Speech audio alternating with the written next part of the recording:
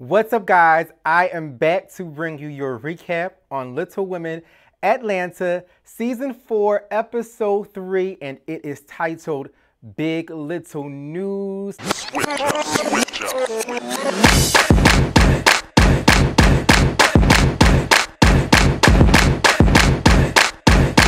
Episode started with Minnie getting a tattoo, and yeah, don't have much to say about that.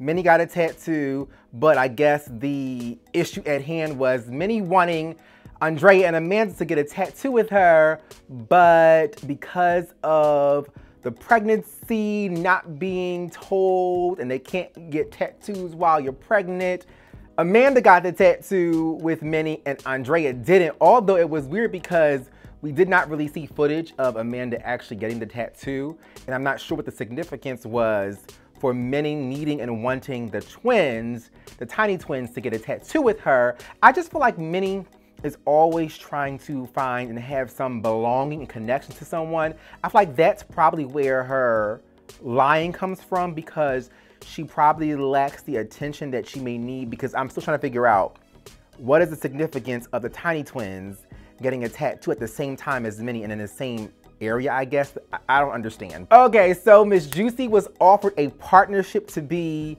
in a management company, and I was gagging because I was surprised that the first artist that she would have wanted to sign was Abira, because I feel like Abira is great for TV, but she is someone to bring drama. But at the same time, if Little V, aka Abira, is a talented rapper, I could see how there would be a market and an appeal for a Little Woman rapper, my God. So it's great to see Juicy take on new roles and endeavors, especially with her officially agreeing to come on board and be a manager to other artist, I guess, especially since she has a significant connection to other celebrities with her working with Ricky Smiley. But I was thrown off when she was concerned about the tiny twins, because my thing is, business is business. This is nothing personal. Abira and you guys may have had an issue, but I'm focusing on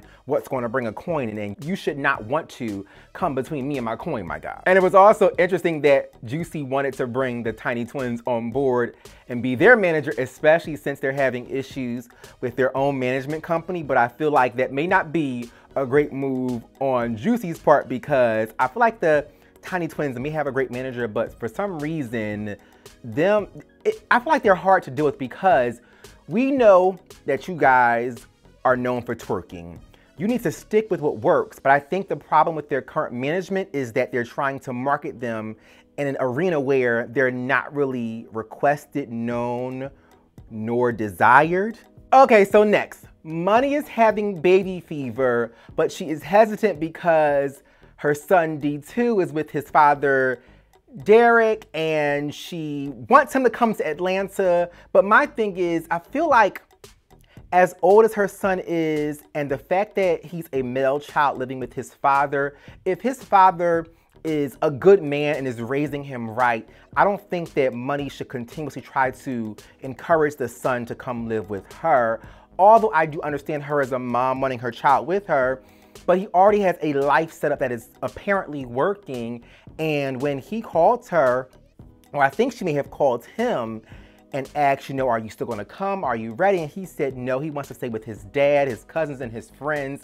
That was like a valid excuse and reason that a child will give. So when Money began to kind of guilt him and send him on a guilt trip, my God, by saying, don't you miss me? Don't you love me? That was such a horrible stance to take as a loving and or caring mom. Like, why would you guilt your child at the age that he is like that, especially with him having, I don't know if he has a hearing issue or some form of disability, but I feel like he does have some type of disability. And for her to kind of guilt him and wanting to make him move to Atlanta was just wrong. And I was thrown off as to why she was trying to blame the father for his change of heart, because like I said, he gave valid reasons. A child would say they don't want to leave their friends, their school, their cousins, the life they know. The father could not make that up for him. So the fact that he willingly gave his own reasons leads me to believe that it was a decision that the child made on his own, my God. And it was also beautiful to see that when Money was able to pull herself together to actually call and talk to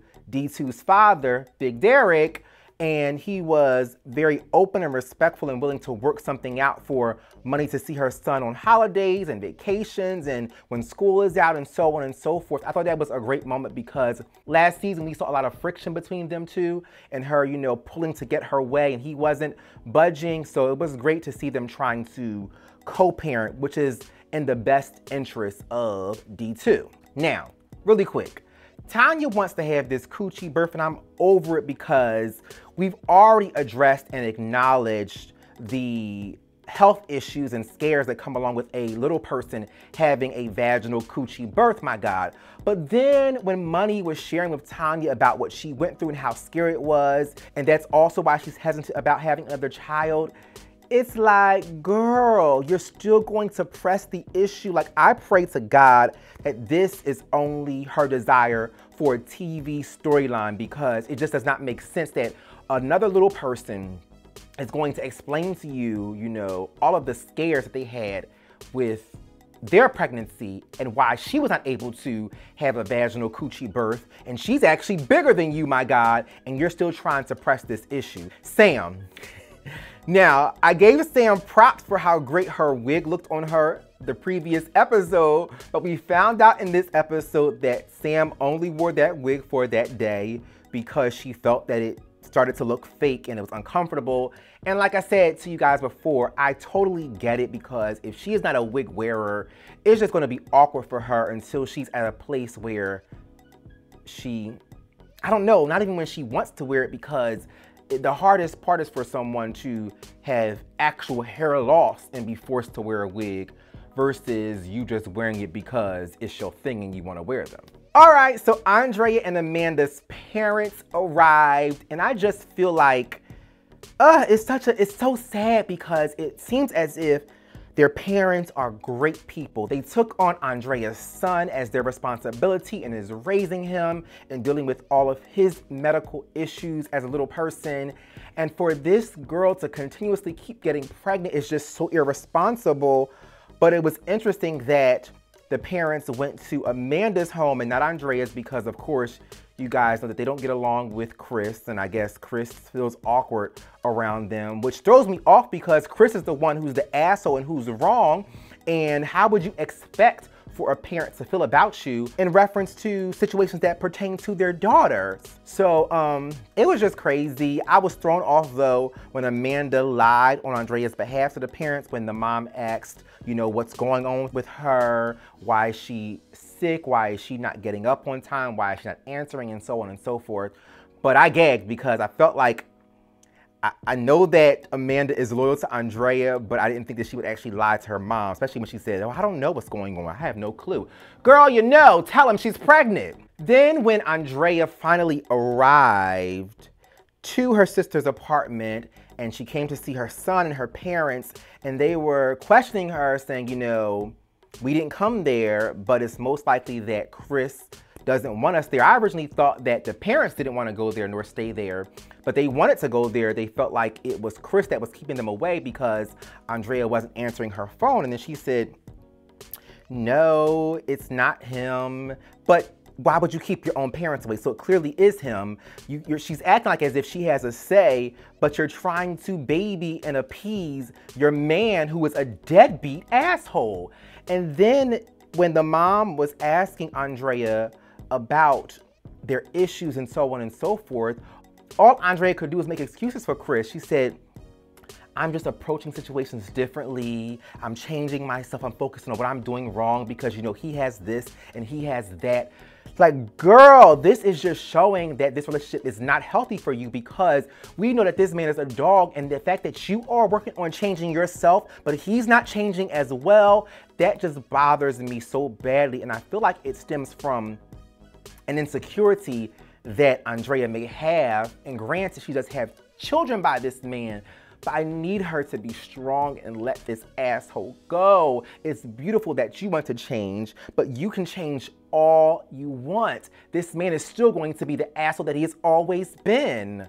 Especially a man who shades your parents when the parents are taking care of his damn child, and he has left you after every pregnancy. Now, last but not least, baby Aubrey's birthday party, soiree.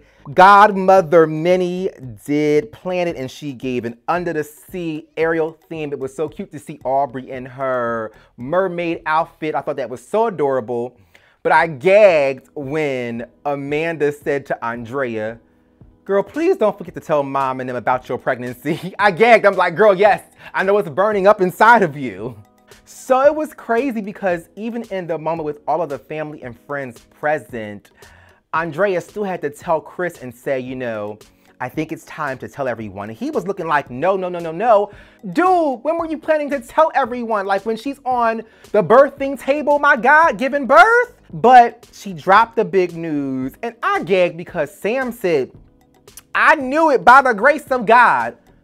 I don't know if God is in this. Now, I do believe that children are a blessing from God, but this may not be the grace of God for Andrea being pregnant for the 3rd time by a damn deadbeat dad, my God. And then for Moreland's ass to say, oh, the Bible says be fruitful. And I see y'all being fruitful. Stop encouraging them with this biblical God stuff and this effed up relationship, my God. Like, I don't think God approves of this because there's too much dysfunction going on. Then baby, Amanda and Andrea's mother said, I don't know if I should congratulate you or be sad. Here you go again. And that's what we're all thinking, girl. Here you go again. This man has not and will not change. And the dad is such a sweetheart because he said, it's going to be hard because Chris usually disappears. Like, everyone knows how this works. So why can't Andrea get it through her thick skull, my God? And it was a great balance between the parents because even though they both were probably fed up, mom was more pissed and dad was being such a sweetheart to Andrea. He was being gentle with it. So there was a significant balance between her being checked by her parents. But it all summed up to them just showing love and still intending to be there for her. And Andrea's dad and mom made some great valid points as it pertains to the son that they take care of. It's like he's wondering why his father does not call. He will then wonder why the 2 other children live with them and he does not. So it's just not the best situation. So I don't know, but I guess we have to lift up Andrea and Chris in prayer because he can change. So hopefully, child, I can't even say hopefully. It's just not going to happen. He's not going to change. But anyway, that's it for your recap on Little Women Atlanta. Please follow me on all social media outlets. Thumbs up this video. Subscribe to my channel. Turn on the notifications. And thank you guys for watching. Bye.